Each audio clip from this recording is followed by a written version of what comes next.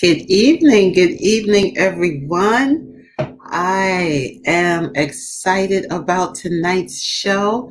So, hey, Cheryl, thank you for being on. So, come on in. I'm going to give you a few minutes to get in the room, not too many, um, because we have a great show for you tonight. Okay. I think you'll find what we're talking about to be important.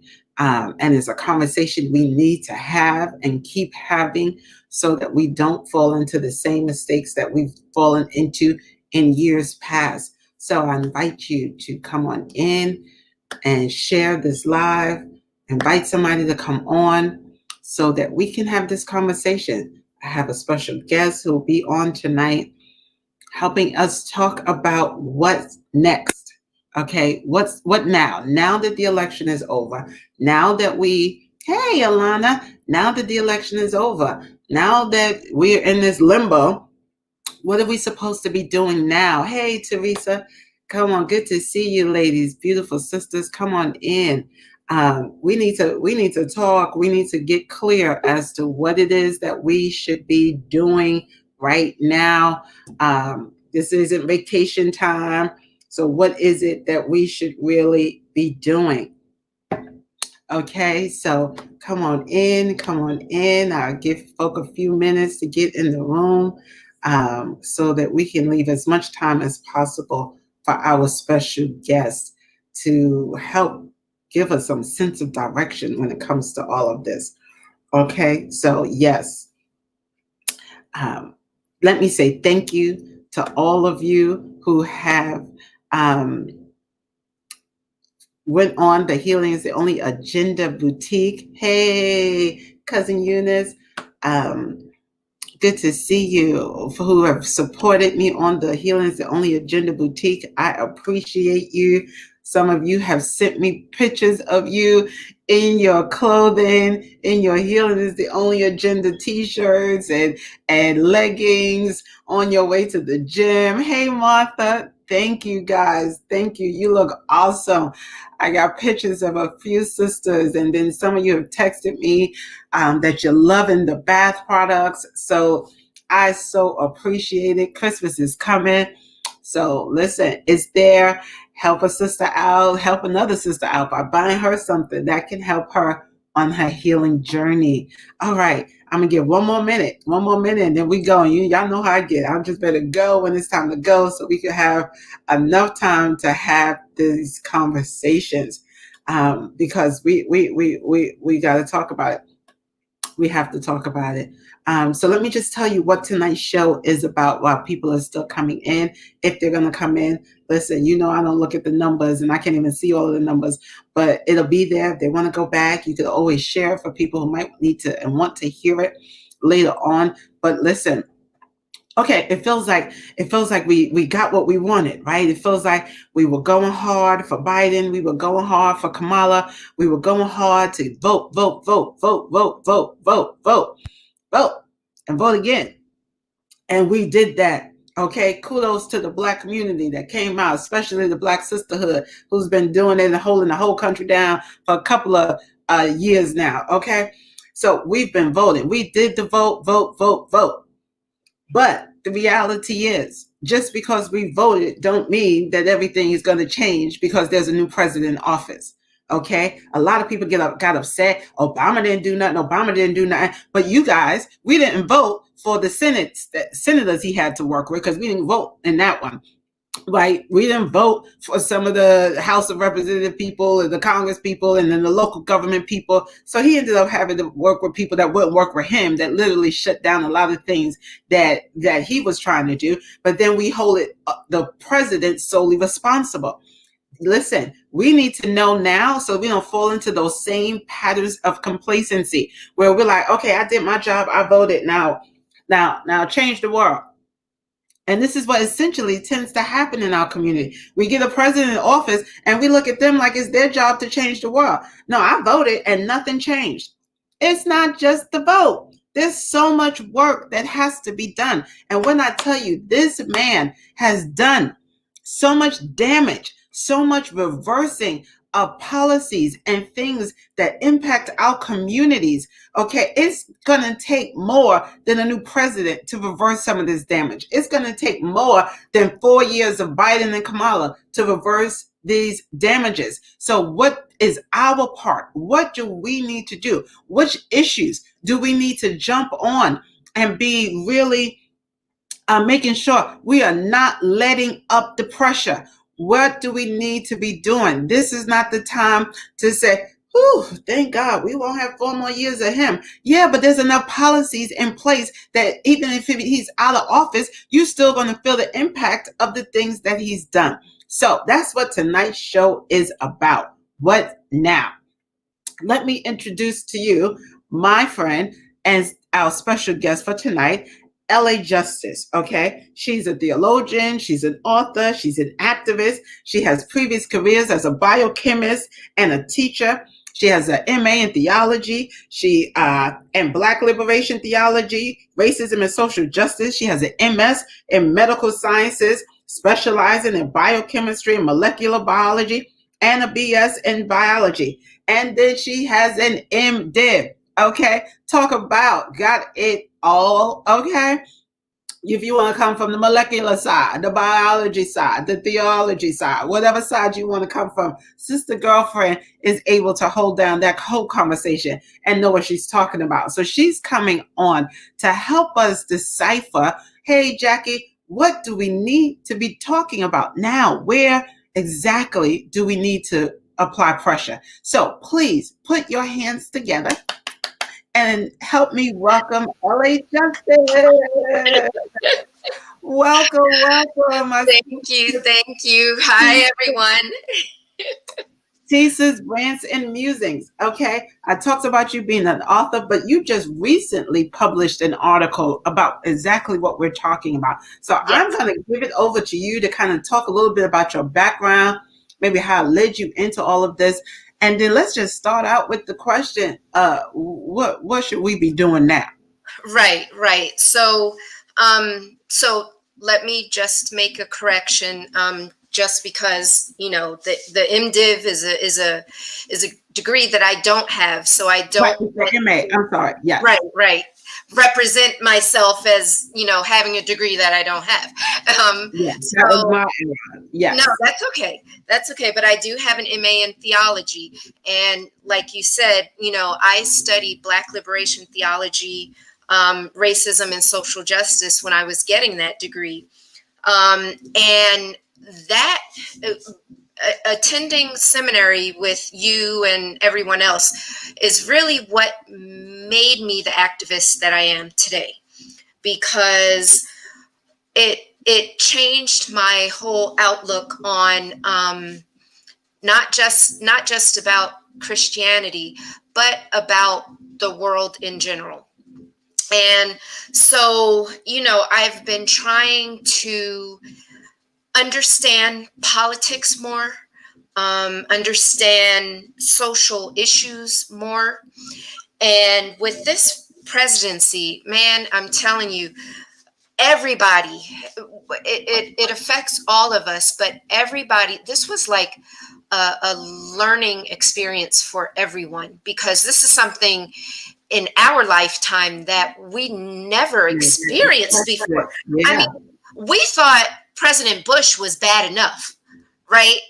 And then here comes Trump, and we were not prepared for this. And I'm going to tell you, I'm going to be honest about myself.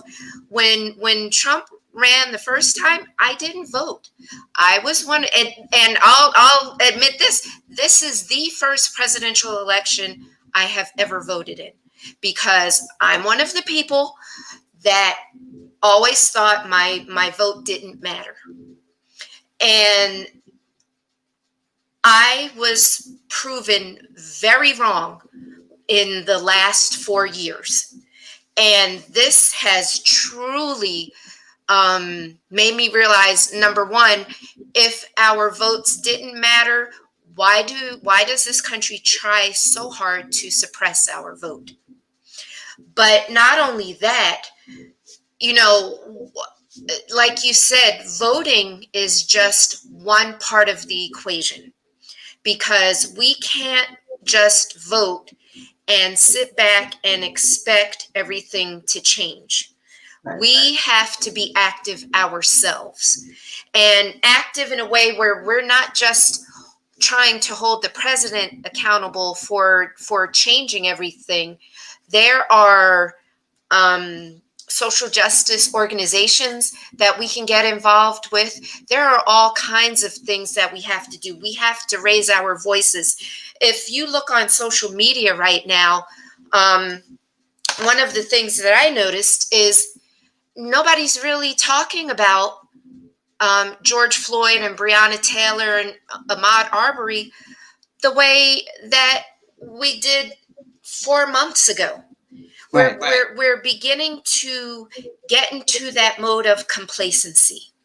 Right. And that is one of our biggest enemies.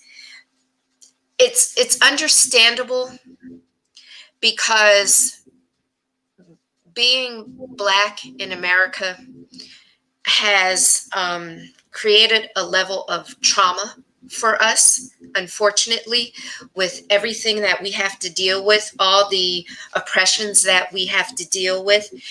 And sometimes, we need a break sometimes. And sometimes we have to disengage from social media. Sometimes, we can't read every single news story. But And I don't. I've stopped watching and listening, and to the point where I'm not up to, and I have to go back and or I'll get a briefing with just the snapshots, of what is going on, because it's overwhelming, and it will lead you down a path for more stress and anxiety, because that's what it's intended to do. Okay, news media make their money off of triggering stress and anxiety. So you yes, will tap in, so you will watch, so you will, so right. that's part of their job, to keep you coming, So it sounds like you went through a journey, though. It sounds like you went Mhm. through this awareness, this Yeah, journey. And I love the fact that thank you for sharing that, like your voting history, because some, people just assume that only one class of people would not vote. But listen, there's all types of people who felt the disenfranchisement, and we'll talk about some of that, that as a Black person in America, and feeling like there's no point to this, that right. the system is just stacked up Rigged, against or us and exactly. rigged already. And some of us believe that. I've ran into so many people who still believe that, even when you vote, that it's still rigged, it's still determined, so and it really just speaks to the underlying history of us not being able to trust this government Right. as Right. people of color, that we just can't trust these jokers. Right. So, but you've since transformed your thinking, and you've become more aware that by Mhm. not voting, right, that it took away your voice even more, and Yes. it let you realize also that, wait a minute, it must be something to this thing, or they wouldn't be going through all of this Exactly. trouble to shut my vote down. Right. So Exactly. it must not be like you were thinking about. So kudos to you for making that shift, and congratulations on voting in your first Thank presidential you. election, Thank right? But Yes, and now we voted, right? We've got a lot of stuff, but as you said, we haven't heard as much about, and we haven't seen as many protests about right. George Floyd. And I get it. People are exhausted, you Right. know, and some people erroneously believe that because they think Joe Biden is going to be the president, that yay, we got what we were working towards. We were marching, and Yeah. we got what we were working towards. So And help that us understand what we need to be focusing on now, so that we don't fall into complacency.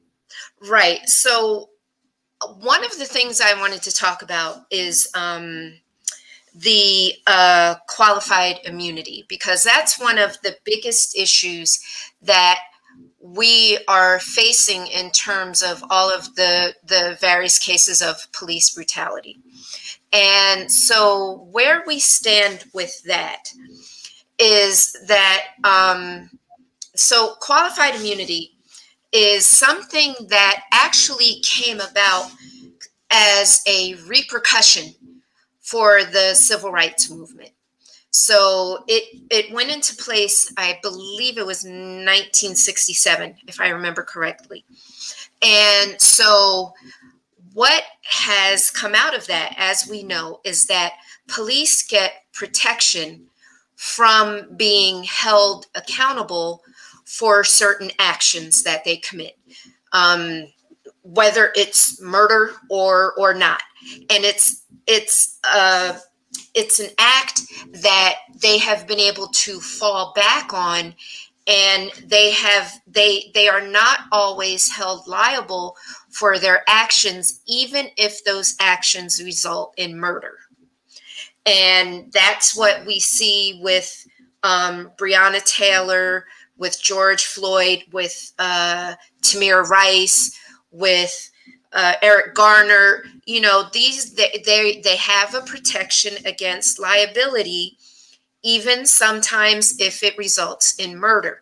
The thing that will take them past that point is if it can be proven that they were purposely negligent that resulted in the murder. So, and that's a hard thing to prove. And so the qualified immunity doctrine is actually being held up in the Supreme Court. And that's part of what this fight is going to entail, because I believe there are 9 cases that are being held up in the Supreme Court. And because there hasn't been a previous precedent set for how to try these cases and hold them up against this doctrine of qualified immunity, it's going nowhere. And so what we're faced with is not only trying to dismantle that, but also what we really need to do in addition to that is to try to get the George Floyd Justice and Policing Act passed, because that act sort of acts, I'm trying to think of I don't want to say as a Band-Aid, but it's a different way of trying to address the issues that qualified immunity does not address. So actually I have, hold on, because I did a little research on this and I have a couple things listed. So like the George Floyd Justice and Policing Act addresses police accountability, policing transparency through data, because that's a big thing. And this is one of the things that led to the police officer who killed Tamir Rice. We later found out that he had already had charges filed against him, because there is no national database that holds, you know, all of the data against police officers that have been brought up on charges or dismissed from another, you know, police precinct. There's no national database that holds all that data. And we have the capacity because we have that kind of database for criminals, right? We have that kind of database where, I mean, that was, you know, back, I guess, early 80s or something, they started getting, you know, crime stats so that they can tap into, if you committed a crime across state lines, they can find you, or if your DNA now, fingerprints show up on a database that's in another state, they can still trigger, you know, it'll trigger an alert if you have it, you know. So we have the technology, we have the tools already in place. On the other side, they just don't want or believe that there should be one on this side. Right. And so that's what part of what the George Floyd Act wants to address. Also, they want to address police training and policies. And one of the other things that they talked about was closing the law enforcement consent loophole, meaning, and this has to do with sexual acts, that occur um, with police being engaged in such acts while they're acting under the color of law. So these are some of the various things that the George Floyd Justice and Policing Act wants to address. But sorry, my camera got blurry all of a sudden. But this is something that we really have to push, even if qualified immunity doesn't get dismantled. So it's kind of like a workaround.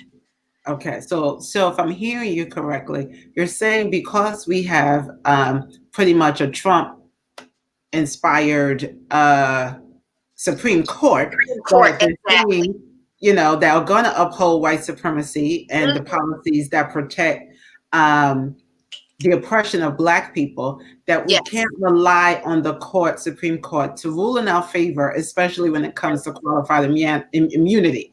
So right, what we're doing instead, though, is demanding, while we're working for them to do that, we're demanding that they also enact the George Floyd Policing Act, because exactly. that will be, like you said, that workaround that says even if they tell officers that, okay, you're immune from liability and culpability if there was no neglect, the Right, act will say, well, at least we'll tear it down a little further to make it easier for us to say that there was some level of neglect. There exactly, was some level of intentionality to kill. Okay, there exactly. was some level of brutality here, because, and it's, what's unfortunate is you can watch so many of these police videos that show what they've done, and it's like, Ray Charles could have seen it. Okay, Exactly. Stevie Wonder Exactly. could see that this was intentional, that this was, Yep. you really what was up on the line was your life against theirs in your mind, Right. because the person could have been unarmed in Right. their house sleeping. So in Right. your mind, you got your own fears going on, but you've been allowed to be immune from being held responsible for making the mistake of thinking they were at risk when really they weren't. Right. They were And even actually just sleeping, and you had the wrong door. Talking right. like a 12-year-old with a play With, gun. And yeah. although you thought it was a real gun at a Right. 12, and you shot before you pretty much got out the car, Right. it's okay. You didn't mean it. And Right. this is what we've been dealing with police brutality. All of the Exactly. feigning innocent intention, right, is what's been keeping them from being held accountable. Right. And it's easy enough just to say, "Oh, I thought my life was in danger." And that's all they've been using. And that's all Well, they've hello, been it's using. a dangerous job. Why'd you get on the job if you weren't prepared to think that Right. your life might be in danger? Right. Absolutely. But when it comes to Breonna Taylor, you're the one who busted in. Right. And that's another thing that we need to address is the no knock warrant, because that has been used in the Black community, over and over and over, just to use that battering ram and burst into people's homes and create all kinds of havoc, Havoc. maim, kill, whatever they need to do, or whatever they want to do. So Yeah. let me rephrase that. Yeah. Whatever There's a they big want difference. to do. Yes, Exactly. is what they do, and they have the protection to do it from the no knock search warrants. And that, I read a story, if you Google it, there's a story about, I believe he was 19 months old. I believe he was Hispanic or Asian. I can't remember which, but a baby who was a victim of a no-knock search warrant. This was years ago, and a flash bomb was thrown in this baby's playpen while he was in it sleeping, and like darn near blew a hole in his abdomen. He actually lived, but the trauma that this boy went through, he almost died.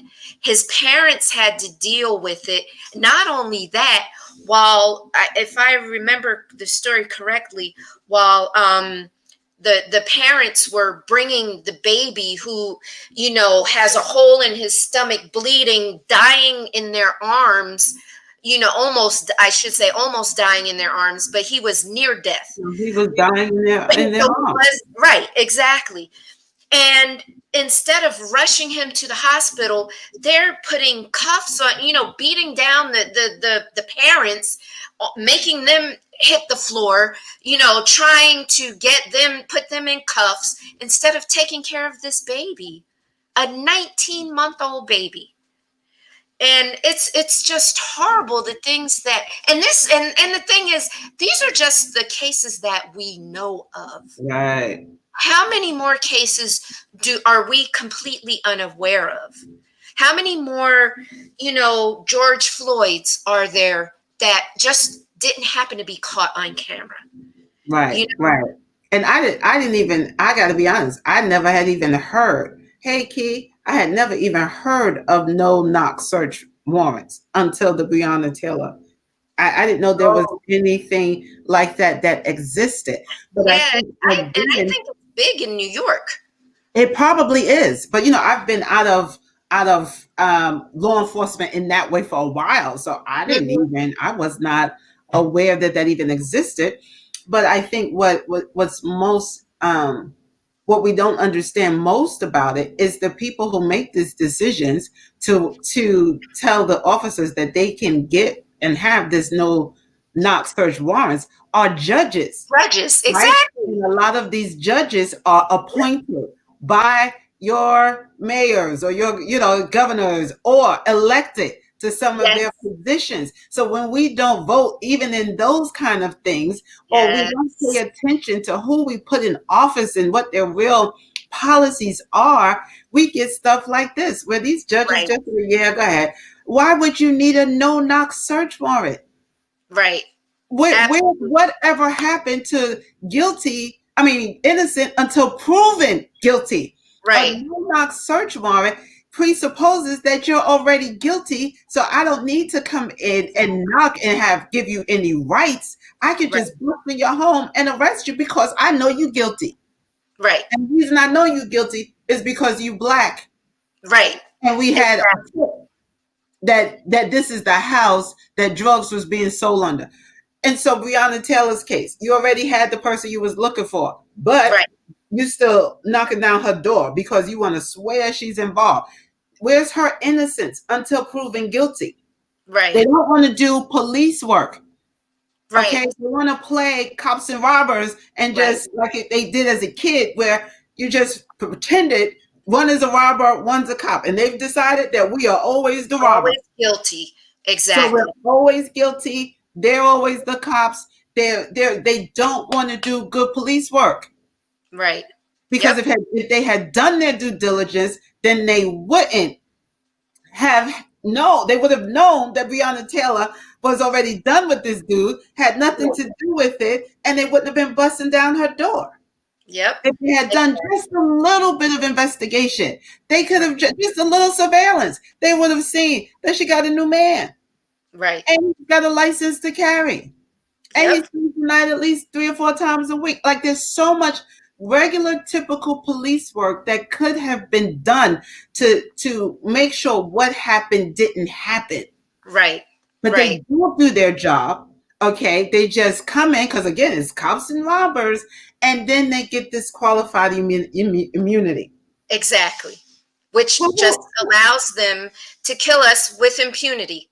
who, I who, mean, even when you said now I forget the exact words you used, but it made me think of Philando Castile, because even when we do things properly, he had a license to carry. That's what you said. He had a license to carry. And he was trying to tell the officer, "Hey, just so you know, I have a gun on me. I have a license to carry," and gets killed anyway. Murdered on Facebook Live, of all things. And I mean, this is horrible. No and what matter what we do, is we're guilty. and that is the underlying issue, is the criminalization of Black bodies. It doesn't Exactly. matter your educational level. And I think that's part of the shock of the world right now, for the Black community. Is I think some of us thought that these things only happen in the hood, or these Oh things no. only happen, when you resist the police officers. These Right. things only happen when somehow you're involved in some level of not doing what they tell you to do, when you can do it all Right. and still end up dead. I mean, I saw the video. I will never forget, of the man outside helping his mentally ill client that was laying on the ground, and he's telling them Yes. that and you remember that I'm trying to Mhm. help, and they still shot him. They still Yep. shot. He's talking to them. They don't even hear our voices. Nope. They see blackness, they shoot, and they shoot to kill. Right. Right. And I was going to say shoot first, ask questions later, but they don't even ask the questions because they don't care.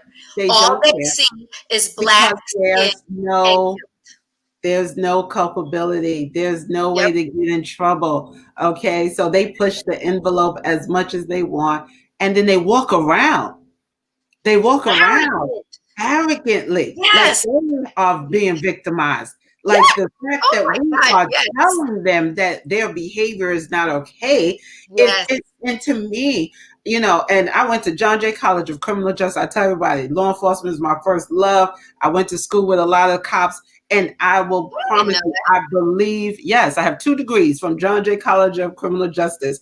Wow. One Okay. BA in forensic psychology and a master's in public administration with a specialization in criminal justice policy and administration. Wow. I went to school with all of these cops. I went to school with FBI. I went to school with all of them. And if you ask me, it's a cult. It's nothing but a cult. Once you get blue, they tell you you're not even black anymore. Once you turn blue, they tell you your human rights as your culture isn't as important. What's more important is the badge, is the blue, and they indoctrinate you with Wow. this mindset of us against them, us against them. Who you going to be on? Whose side you going to be on? It's us against them. And God forbid, that's why you have that. They try to deny that blue wall of silence. That thing is very real. Okay. Real. Yeah.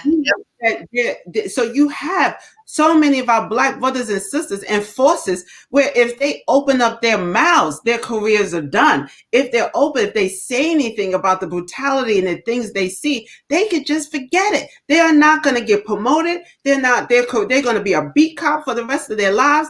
Mhm. It is such a demonic, I don't know even another word for it, hold Wow. in that system that says that because it's just built on the demonicness of supremacy, really white Mhm. supremacy. So Right. even though they Yep. let blacks in, they told us you can't be black in here. You gonna be what we are, which is blue, Right. which Right. really represent white supremacy in so many Yep. cases. Okay, and this is not to say that all police are bad. This is to say that we need to pray for our Black and brown police officers, because a Right. lot of times they're left with no protection themselves if they open their mouths and say anything. So they're being oppressed by the same people. Absolutely. Absolutely. And that's a big part of the problem. When I've spoken to officers, they've said the same thing. And, it makes you feel sorry for them because they don't have, because then they're turned against by their own fellow, by their own colleagues. So they lack any protection just like we do, and they're still supposed to enforce the law. Let me So tell you, if you watch football, right? If you ever watch football and you see a quarterback constantly getting hit, right? He can have a weak offensive line, right? That is like mhm, that first line that's supposed to defend him. But right, if he's new and he hasn't really kind of bonded with his offensive line, you can kind of see them take slide. right, They're not right, blocking as much. They're not such and such. So you just see him getting beat up, right? right, That is what happens to me, to a lot of our black and brown officers, that if they come out in front to say, I'm not going to be a part of this, I don't want to do this, then that line, that offensive line, start acting like they don't see what's coming at them, and Right. allow them, so they left out there. Okay. And again, we have some strong black and brown cops that have stood up for right, who have, Hmm. so again, it's not to say all cops are bad or that all cops are, but it is something they have to contend with as well. And Right. far too many are being forced to sacrifice their blackness for their job. No other job requires that level of disembodiment or disassociating Right. from who you are. Even when Right. you're a doctor and you Right. go into surgery, you're about, you could make a mistake and cause someone to die, and they still don't cause you to deny your whole culture and your whole. Right. Only seems like in law enforcement are you told that you, and military, like they do in the Right. army, That's that what I was you about are to say. no, and we're going to talk Right. about that militarization of the police, where you're no longer able to come with your own experiences. Hmm.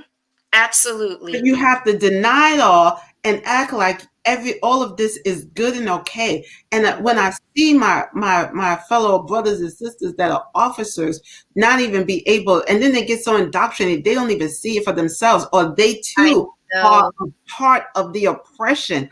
It breaks my heart. Okay, Mhm. because now you've brought into the mindset that black bodies don't matter.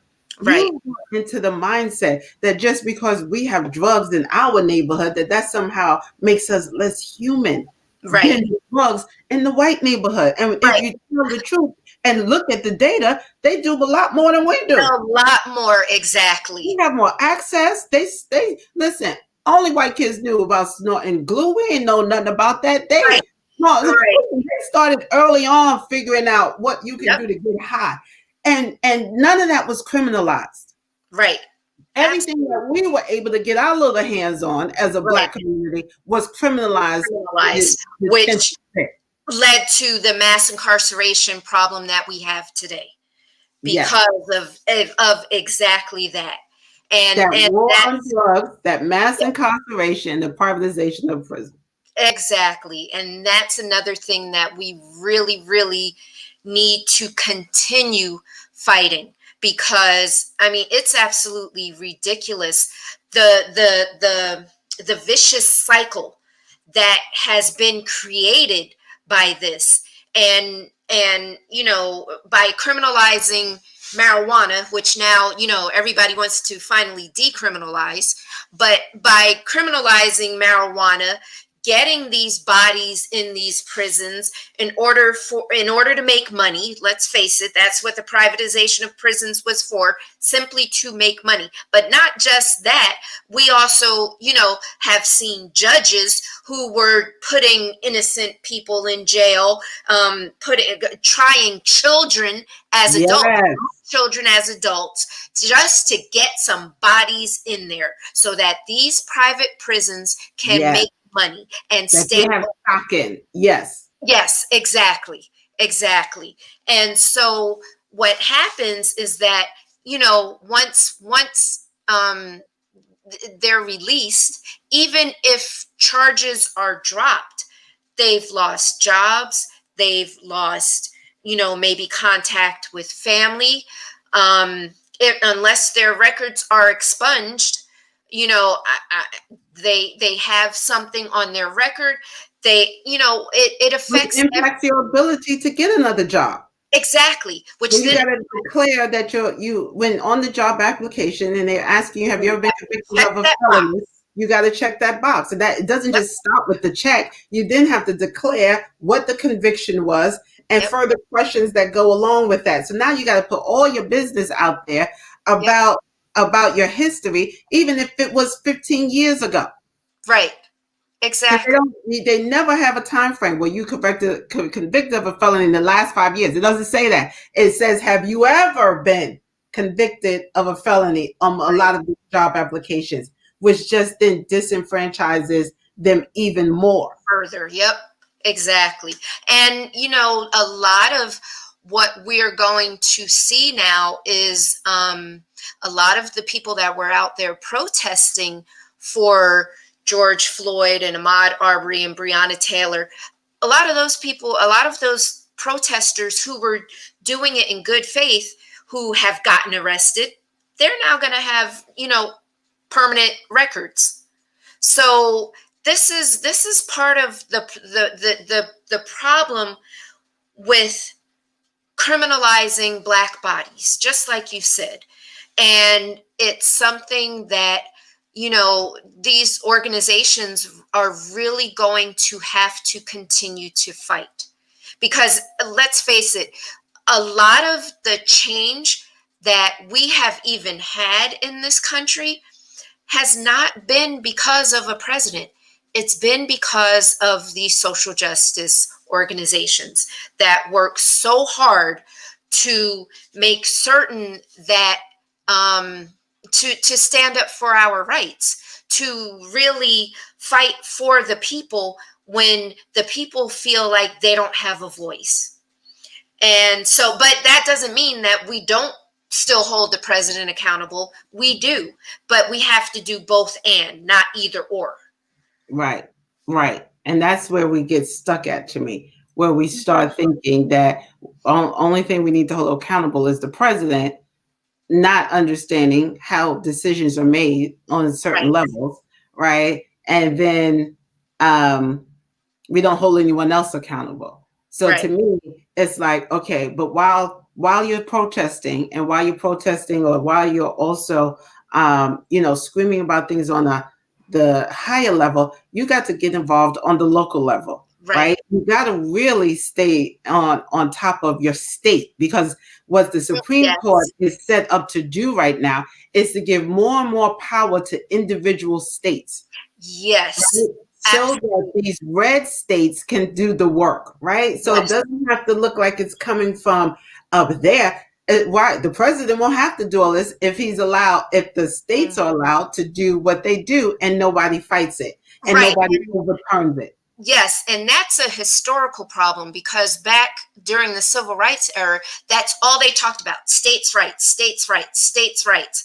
And that's because if they are not held to a federal mandate or a federal law, they do what they want without having the intervention of the federal government coming in and saying, hey, you're violating people's human rights. Right. No, we're not. We're good. We got this. We have our Right. rights. Because they're not human. Who are you talking about? The Black people? That's Right. exactly what they're saying. Exactly. In essence, you talking about the niggas? Come Right. on now. Their rights are totally different, and so they don't think we deserve any rights, which is why we're still the only group that gets to vote based on an act. Right. Out of all the presidents that have come along, no one has changed or reversed this ability of us to have to. They just keep renewing the act, but then this under Trump, it's gotten chipped away and chipped away. Yes. Well, and now we see it. We saw it in this election, but we were asleep. We were asleep when these things were happening, when they were changing voting laws in our states and stuff. And then we get here, and we're like, what has happened? Right. And Exactly. and so we gotta stay awake. We gotta be more alert, and we gotta keep our foot on the necks of our local governments. We need Right. to have the numbers of all of our people in our towns, from our towns to the state, to start keeping our voices in their ears. Because Right. while I appreciate all the people who are protesting, especially our white brothers and sisters, some of those same people though are like, we just don't want you to be killed, and we don't, but just not in your neighborhood. Like, Right. don't try to move in my. Oh, you want to come live in Right. my neighborhood? Right. That's a little different. So Right. this, yes, stop police brutality, but they meant in the hood. They didn't mean that they should be equality in housing, right? They didn't mean there should be equity in housing loans and stuff. That's Right. not what they were Right. talking about. Or They in just the educational system, or regional systems. Yep. They just didn't think we should die. Like that was so sad, right? Right. That's what they think. But And not and that they should unfortunately, sacrifice their privilege or their yes. abilities to live in these all white neighborhoods. I'm still amazed at how many people of color are in America and how many we states have so many neighborhoods that are still purely white. Right. Exactly. And that's the thing that's not talked about very often in terms of how segregated various states still are. We think, because we can sit at the lunch counter now and we can use the same restrooms, that segregation ended. It did not. The It didn't. schools, the schools and housing are the two most segregated areas in this country. And the schools are segregated because of the way housing is segregated, because of the tax dollars. So you segregate housing, you put all the poor people in this area, they don't have to pay, they have substandard housing, they don't pay as much in taxes, which means they don't get as much money for their school systems. And that's the way to still keep the school system segregated. And it's just, again, a vicious cycle. But not no more. We are lifting our voices. We are doing all that we can to start educating our communities, to start saying, stop settling for this. We won't settle for this anymore. You should not have to sacrifice living with your families, but got to go so far out in some boondocks, all white neighborhood to get your child a good education. Why Right. do I have to leave? Okay, where I grew up to go have to move into a all white area to feel as if I can offer my child a good education. That needs to end. Every Yep. child in every Absolutely. area of the country should be have access to good education.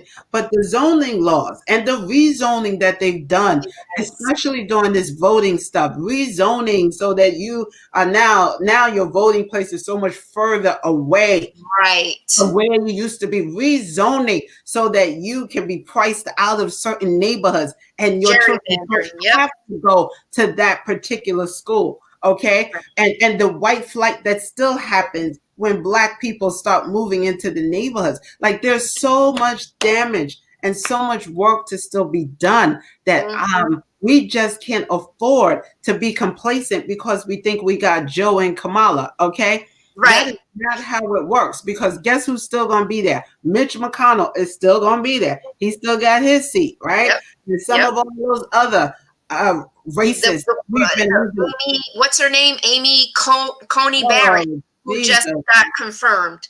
I mean, we're up against a lot. There.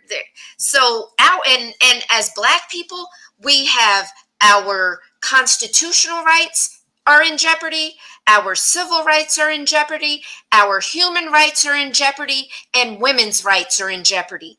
We have to stay vigilant. We have to keep fighting. And one of the things that uh what's his name? Robert Reich, I think is his name. One of the things that he was saying that I didn't know was that there is nothing in our Constitution that says that we can't increase the number of seats on the Supreme Court.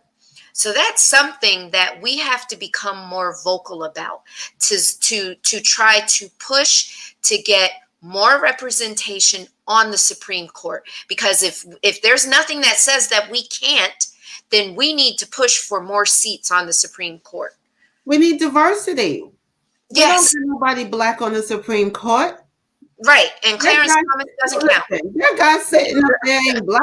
He just got black skin. Okay. Exactly. As that young lady told us, I forgot her name.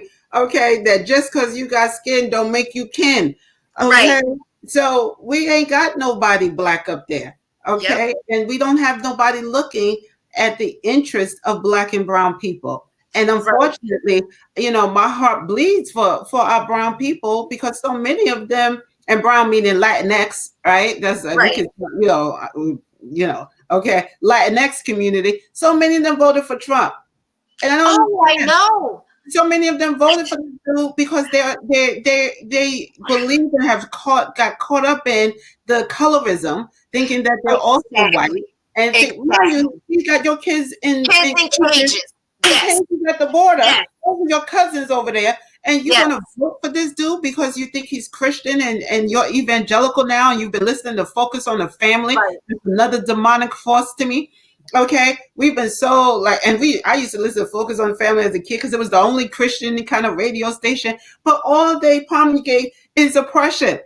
Yep. All they talk about is abortion. They don't talk about really life after the womb, apparently. Right. Okay, Right. so, Because but they our so lives don't matter.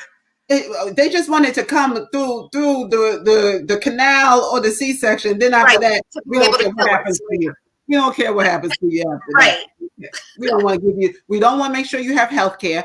We don't want to make sure you have adequate places to live. We don't want to make sure that you get good education. We Right. don't care about your black body. We just want to make sure that we use abortion as a tool to keep you oppressed. If we can Exactly. criminalize black people, especially criminalize black women's bodies, then okay, we could get them marred down with 10 kids, 20 kids, Right. and they can never get escape poverty. They can not, Exactly. we have to sustain the level, and they don't seem to do it. Exactly. So we need folks that's going to go to these Latinx churches and start helping them understand.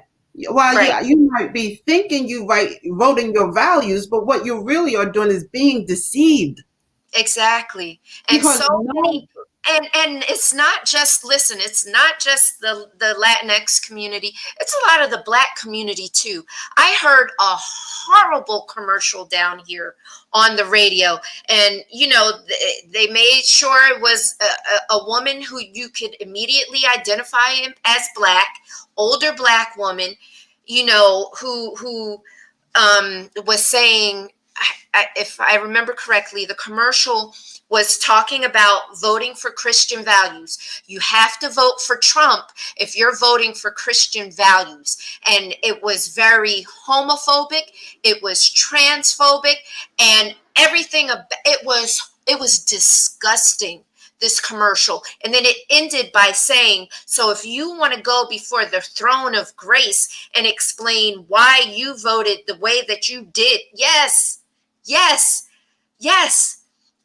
Talking about, how voting for Biden means that the LGBTQ community can now sue churches and schools and businesses for discrimination. they Well, have been excuse me, running. if you're black ass, sorry, excuse me for saying it, but if you can sue We for don't, racial we don't discrimination, cuss on this show, daughter. I'm sorry. I'm teasing you. I understand your passion. But sorry. Hope I didn't offend anybody. But let me just say, if you're black behind can sue for racial discrimination, then the LGBTQ community can sue for discrimination as well. And they have the right to. That's the problem. The problem that I think a lot of us, and even in our black churches, don't seem to understand is that in this country, you can't separate oppression. You Right. can't be okay for the oppression of the LGBTQI community and Right. then say you're against oppression of the black community. Like Right. you can't say you're against oppression of the black community, but be okay with sexism in your churches. We keep Exactly. trying to compartmentalize the oppression, right? And we Yep. don't get that the minute you're okay with oppression on one end, somebody else thinks that the oppression of you is okay. So Exactly. you have to be, you cannot believe in the oppression of any group, whether or not you agree with their theological or their lifestyle choices or who they are as individuals, Right. right? That is not for us to determine. What we Exactly. do need to determine is that we are the love of God, the arms of God, that whatever you believe. And I can't be the arms and the feet and the hands and the voice of God when he declared his, and I talked about this last week, when he declared his ministry, he went to Isaiah and he said that he was anointed to set the captives free, right? To Right. deal with the oppression, to release those who are oppressed. Like you can't, he didn't specify which oppressed. Right. He said Absolutely. the oppressed. Yep. So if there is a the oppressed anywhere, we as the body of Christ cannot be okay with it. Yes. And we allow Absolutely. God to handle what we might think is the sin factor. Right. We can't. Right. That's a And whole that's a nother whole, discussion that we yes, don't it have is. for tonight. Right. But too often we think it's our job to defend God and to Right. defend what we think God wants. Right. When while excusing, Meanwhile, the Bible says to love the greatest commandment, love God and your neighbor. But we think it's okay to oppress others. And the and other, we don't and get it. We don't get it as right, oppression. We don't understand that when you're saying these things, in essence, for this country, what you're really just saying, because and I tell people all the time, stop saying that America's Christian. right, America's the ones that stole people. Okay, right, these are the same people that stole people from off the shores of. That's how you got here. That's how your black behind got here. Okay, exactly. And it was, they and it was stole. the Christians that were one of the biggest proponents of slavery. I Thank mean, you. we came over a book called Jesus. They wrote the best hymns. We Yes, still sing it, Amazing Grace. We Amazing still Grace. love some of those hymns that were Yep, written by slave owners. So we yep, have to start waking up and realizing that what's white Christianity ain't our version. right. First of all, they keep telling us that we only understood and come to know Christianity till when we got here, as if And Jesus that's was a raised lie. in Africa. Right, That we don't, and again, when we don't know our own church history, when we don't know our own biblical history, we right, get to be sold these ideologies. We get to be sold that because the creators of Black Lives Matter movement aren't necessarily Christian, that somehow disqualifies the the sentiment, validity of it. the Right, validity of what they are trying to do. They right, always pit us against each other. Like it's an all or nothing. Well, guess right, what? We will never have an all or nothing. You will never have an all Christian value party whatsoever, no matter what the Republicans think. He is not for Christian values because we could go down the list of the 10 Commandments alone and see that he breaks repeatedly. Okay, and his principles were are against it repeatedly. So we right. gotta wake up. My sister, Yeah. I thank you. We could go on and on I because we both know. are passionate about this. We could go on and on forever just talking about these issues. But thank you for helping us at Thank least you. come to understand what topics we need to be really focusing on. And you told us that's qualified immunity. We need to Mhm. keep our voices and our foots on necks of, or try to get them on the necks of our local government Yes, and leaders to push forth the George the Floyd George Floyd um, Justice and Policing Act. Justice and Absolutely. Policing Act. We need to be on top of that. If we really care about that man's life and what happened, we got to Yes, keep our voices heard. We got to get involved. We got to not yes. just be waiting for somebody else to do it and thinking it's going to come by a president who's another old white man. Okay, we got Right. to get better I options. mean, let's be honest. Let's be Right? honest. He an old white man. We got to get better options out here. We got to start demanding more diversity in everything, on Mhm. every system, and not diversity in color, but diversity in mindset, Right. diversity in understanding. And so I thank you for coming on. Thank you for Um, having me. I Yes, appreciate it. yes, we would definitely keep our eyes and ears open to what is going on, and we'll definitely love to invite you back on another Oh, time. awesome. You Thank guys, you. thank you for being on the show tonight. Thank you for tuning in. I hope this inspired you that if you got a little complacent or you haven't been, keep it involved because there's no protest to easily run down the block and join, that you now don't see that there's still more work that we all have to do. So we Absolutely. have to not be lazy about it. We have to really, because again, we're the only ones getting impacted. And so, especially as Black women, we are the Mhm. on the totem pole. So usually these policies come around and they hurt us and our children the most. Yes. So we got to stay vigilant. We got to get involved. We got to start listening and getting an understanding of who's running our local government. What do they stand for? So Right. that we can really make our votes count and our voices count and change some of this horrible stuff that's been happening and turn it around. Thank Absolutely. you again. Thank you for coming on, cousin Thank Aisha. you. Thank you, Rebecca, for being on. Thank you, Glenda. Thank you to all those who've been supporting Healing is the Only Agenda.net. I appreciate you guys. We will see you all again next week. All right. Take care and be blessed. All right.